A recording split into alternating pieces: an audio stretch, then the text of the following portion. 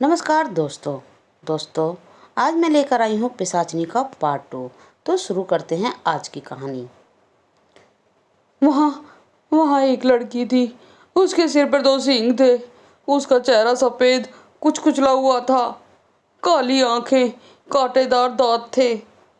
उसने मुझसे कहा, भैया मुझे भूख लगी है, और उसने मेरी कलाई काट ली। आह आह। यह सुनकर सभी लोग घबरा गए। सूरज ने इधर उधर देखते हुए कहा, क्या? लेकिन यहाँ तो कोई भी लड़की नहीं है। राहुल पागलों की तरह जोर जोर से बोलने लगा। तुम्हें क्या पता, लेकिन वो मेरे वहीं से पीछे कर रही थी जहाँ हम बैठे थे। मुझे लगता है कि वो उसी लड़की की आत्मा है। हमें जल्द से जल्द यहाँ से निकलना चाहिए। सूरज उस पर चिल्लाया। ओए, क्या तू पागल हो गया है? यहाँ कोई लड़की वड़की नहीं है। राहुल की बात सुनकर सौरभ और नीरज दोनों डर गए थे। घबराओ मत। तुम्हें डर लग रहा है कि तुम पीछे चल रहे हो। तुम दूसरे नंबर पर चलते रहो और मैं आखिरी में चलता हूँ, कुछ नहीं होगा। और कुछ देर राहुल को समझाने के बाद वे सभी फिर से पहाड़ी पर चढ़ने लगे। पहाड़ी की चोटी अभी आधी दूरी पर थी। सूरज सबसे पीछे चल रहा था। सूरज ने आगे चलते हुए सौरभ से कहा, क्या बकवास है यार। मुझे लगता है कि यह डरपोक राहुल नाटक कर रहा है। सबसे आखिरी के नंबर पर चलने में उसे डर लग रहा था। अब क्या सच है ये तो बस राहुल ही जानता है। अरे भाई, तुम्हें एक बात बताता हूँ। लोग कहते हैं कि रात को शमशान नहीं जाना चाहिए, कि कोई वहाँ भूत प्रेत रहते हैं। वो कहते हैं कि मैं खुद शमशान गया था और शराब पी और मटन खाया, तभी वहाँ भूत आया और उसने मुझसे शराब और मटन मांगा। मैं डर गया, वहाँ से जैसे तैसे अपनी जान बचाकर भाग आया। असल में ऐसा कुछ नहीं होता। खुद कई बार रात को शमशान में गया हुआ हूँ और वहाँ शराब पीकर और मटन खाकर आया हूँ, लेकिन कोई भूत मुझसे अभी तक शराब मांगने नहीं आया। ये बस बातें हैं, लेकिन सुनने वाले लोग उसे हकीकत समझ बैठते हैं। कल को अगर मैं तुमसे कहूँ ना, मुझसे भी भूत ने शमशान में शराब मांगी थी, तब तुम्हें भी मेरी बात सच ही लगेगी। हाँ हाँ हाँ हाँ हाँ हाँ, ये सच है, लेकिन कुछ बातें हकीकत भी होती हैं।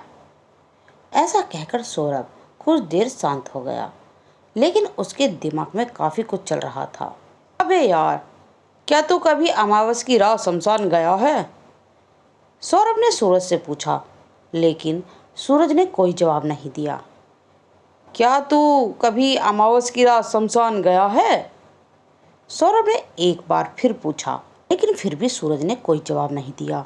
इसलिए सौरभ ने पीछे मुड़कर देखा, लेकिन उसके पीछे कोई भी नहीं था। सूरज उसके पीछे से अचानक से गायब हो चुका था। उसने दाई और बाई तरफ टॉर्च जलाकर देखा, लेकिन उसे सूरज नहीं दिखा। उसे टॉर्च की रोशनी में सूरज अलग दिशा में जाते हुए दिखा। सौरभ जोर से चिल्लाया, ए सूरज! लेकिन सूरज फिर भी उसी दिशा में चलता रहा। सौरभ की आवाज़ सुनकर बाकी सभी लोग रुक गए। क्या हुआ सौरभ, और सूरज कहाँ है? सौरभ ने टॉर्च की रोशनी सूरज की तरफ करते हुए कहा, वो देखो, मुझे बिना बताए अचानक उस दिशा में चला गया। लेकिन अब वहाँ सूरज का नामो निशान तक नहीं था। अरे कहाँ गया?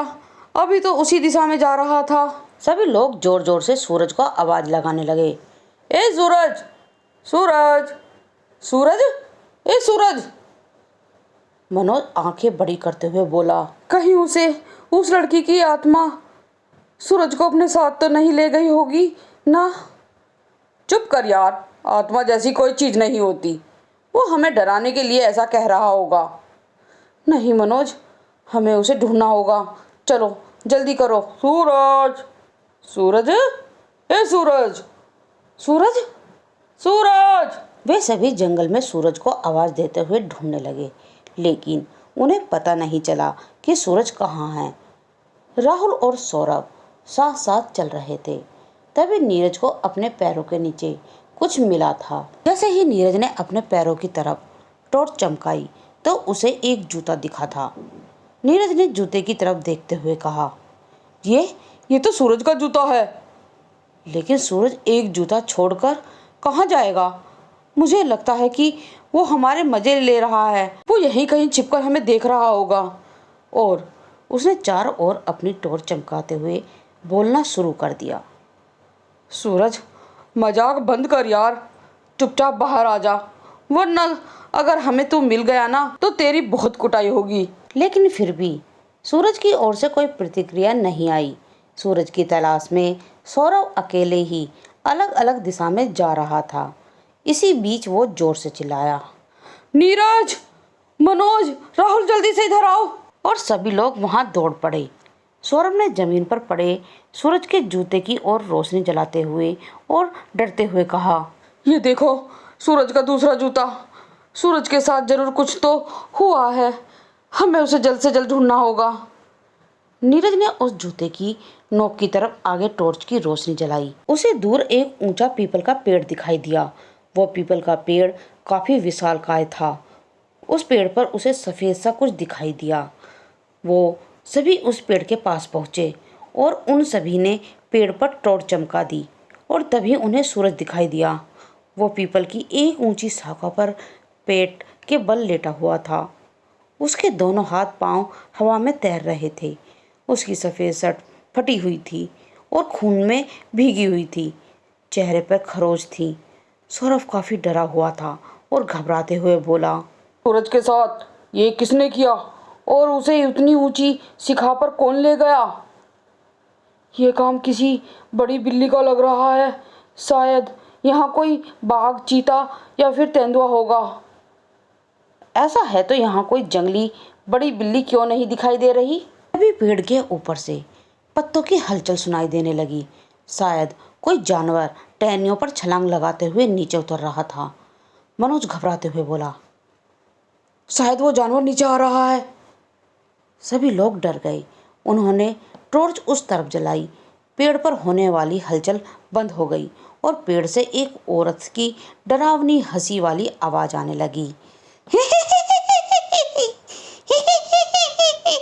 सभी ने आवाज की ओर टॉर्च जलाई तो देखा कि वहां एक लड़की बैठी हुई है। चेहरा सफेद और मुंह से दांत बाहर निकल रहे थे। आंखें लाल चमक रही थीं। वो अपने लंबे कांटों जैसे दांत दिखाते हुई चिल्लाई और ऊपरी टहनी से नीचे की टहनी पर कूद पड़ी। सूरज उस टहनी के नीचे वाली टहनी पर था। मनोज अपना मुंह खुला रखते हुए बोला, ये आखिर है क्या?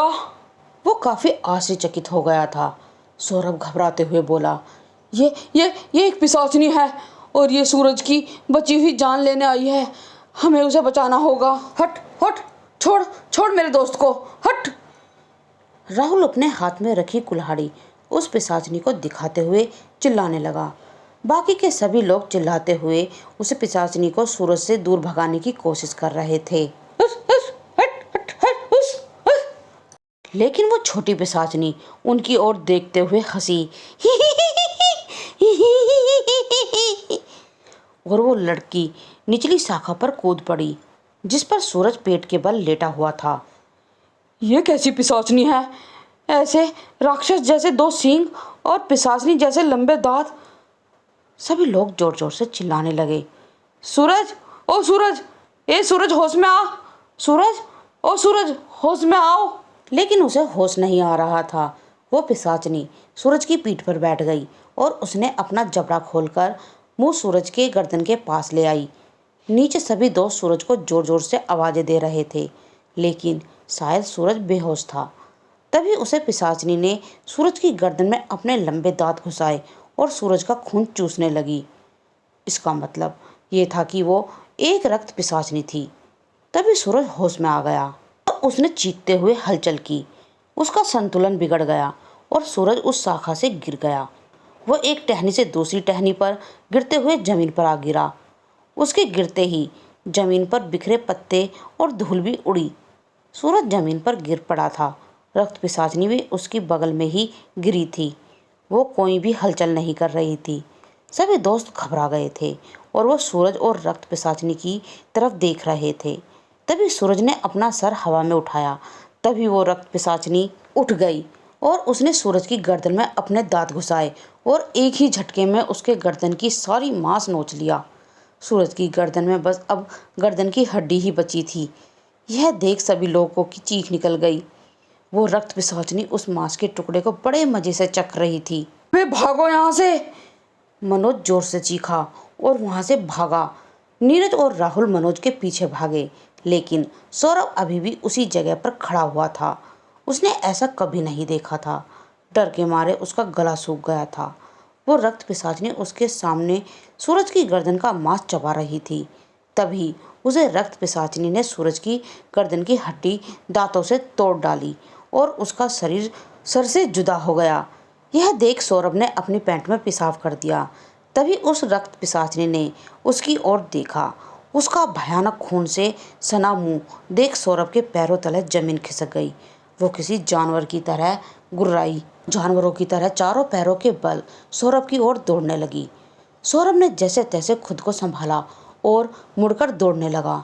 वो रक्त पिशाचनी उसका पीछा करने लगी। सौरभ अपनी जान हथेली पर लेकर जंगल में भाग रहा था कि तभी वो नीचे गिर गया। रक्त पिशाचनी ने सौरभ की छाती पर छलांग लगाई। उसने दोनों हाथों से सौरभ की गर्दन पकड़ ली और जबड़ा खोलकर आसमान की ओर देखकर चिल्लाई। सौरभ घबरा गया। वो बस सौरभ की गर्दन में अपने दांत घुसाने ही वाली थी कि तभी पीछे से नीरज ने उस रक्त पिशाचनी के सिर में कुल्हाड़ी मारी। वैसे वो बेजान हो गई। कुल्हाड़ी उसके सिर में फंसी हुई थी। नीरज ने उसके शरीर पर लात मारते हुए कुल्हाड़ी सिर से निकाल ली और वो जमीन पर गिर गई। तब तक वह राहुल भी पहुंच गया था। जल्दी से उठो सौरभ, इससे पहले कि यह रक्त पिशाचनी फिर से जाग जाए। यहाँ से निकलते हैं। यह सुन सौरभ अपनी जगह से उठ गया और फिर सौरभ और राहुल दोनों वहां से भागे। लेकिन नीरज उस रक्त पिशाचनी को देख रहा था। आज उसने अपनी उंगली हिलाई थी। नीरज कमर से नीचे झुका हुआ और उसकी आंखों में देखने लगा। तभी उसने आंखें खोली। उसने गुर्राते हुए अपना सिर उठाया। इससे पहले कि नीरज उसके सिर पर कुल्हाड़ी से एक और बार करता, रक्त पिशाचनी ने अपने तेज पंजे उसके पेट में घुसा दिए। नीरज के मुंह से खून की उल्टी हुई और जोर से चीखा। इधर जंगल में भाग रहे उसके दोस्तों ने उसकी आवाज़ सुनी। नीरज, नीरज कहाँ है? शायद वो अकेला ही पीछे रह गया। क्या क्या वो हमारे साथ नहीं भाग रहा था? राहुल घबराते हुए बोला। मैंने हड़बड़ी में देखा ही नहीं। लगता है रक्त पिशाचनी ने उसकी जान ले ली होगी।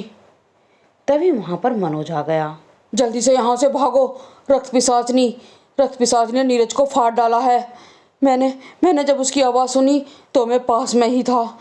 मैं जब वहाँ पहुँचा तो उसने नीरज का पेट नाखूनों से फाड़ डाला था और वो उसका खून किसी जानवर की तरह पी रही थी।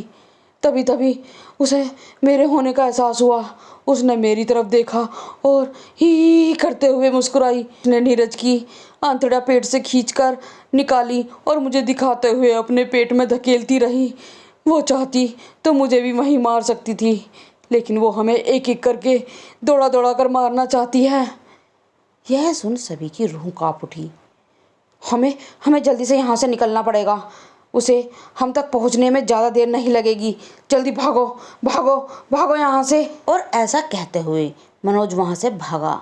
उसके पीछे पीछे राहुल और सौरभ भी भाग पड़े। कुछ ही देर बाद विकास, मनोज और सौरभ जंगल में एक कुएं के पास आकर रुके। उन सभी की सांसें थम चुकी थी। मनोज एक पेड़ के तने के सहारे टिककर बैठ गया। उसे महसूस हुआ कि उसकी बाईं ओर कोई बैठा है।